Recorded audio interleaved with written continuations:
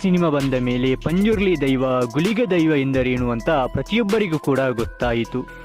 ತುಳುನಾಡಿನ ಜನರು ನಂಬುವಂತಹ ದೈವದ ಶಕ್ತಿ ಏನು ಎಂಬುದು ಪ್ರತಿಯೊಬ್ಬರಿಗೂ ಕೂಡ ತಲುಪಿತು. ಕರ್ನಾಟಕ ಮಾತ್ರವಲ್ಲದೆ ದೇಶದೆಲ್ಲೆಡೆ ದೈವದ ಶಕ್ತಿ ಏನು ಎಂಬುದು ಪ್ರತಿಯೊಬ್ಬರಿಗೂ ಕೂಡ ಅರಿವಾಯಿತು. ಆದರೆ ಕೆಲವೊಂದು ಮಾನಗೆಟ್ಟಂತಹ ಜನ ಈ ದೈವದ ಹೆಸರನ್ನು ಇಟ್ಟುಕೊಂಡು ವ್ಯಾಪಾರ ಮಾಡಿದರು. ಲೈಕ್ಸ್, ಕಾಮೆಂಟ್ಸ್ಗಾಗಿ ದೈವದ ವೇಷವನ್ನು ಹಾಕಿ ಹುಚ್ಚಾಟ ಮಾಡಿದರು.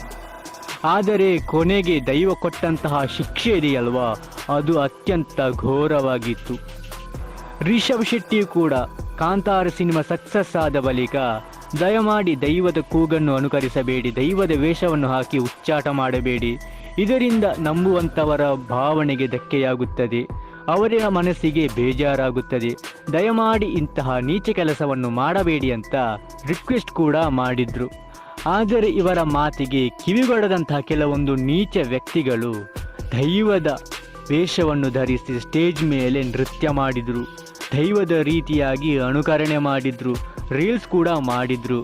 ಆದರೆ ಅವರಿಗೆ ದೈವ ಕೊಟ್ಟಂತಹ ಶಿಕ್ಷೆ ಇದೆಯಲ್ವಾ, ಅದು ಎಷ್ಟು ಭಯಾನಕವಾಗಿತ್ತು ಎಂದರೆ ಅವರ ಜೀವನವೇ ಒಂದು ರೀತಿಯಾಗಿ ನರಕವಾಗಿ ಹೋಗಿತ್ತು.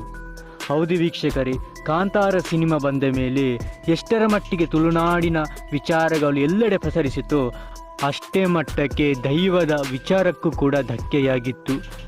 ಕೆಲವೊಂದು ಬುದ್ಧಿಗೇಡಿ ಜನರು ಮಾಡಿದಂತಹ ಕೆಲಸದಿಂದಾಗಿ ತುಳುನಾಡಿನ ದೈವವನ್ನು ನಂಬುವಂಥವರ ಮನಸ್ಸಿಗೆ ನೋವಾಯಿತು, ಅವರ ಭಾವನೆಗೆ ಧಕ್ಕೆ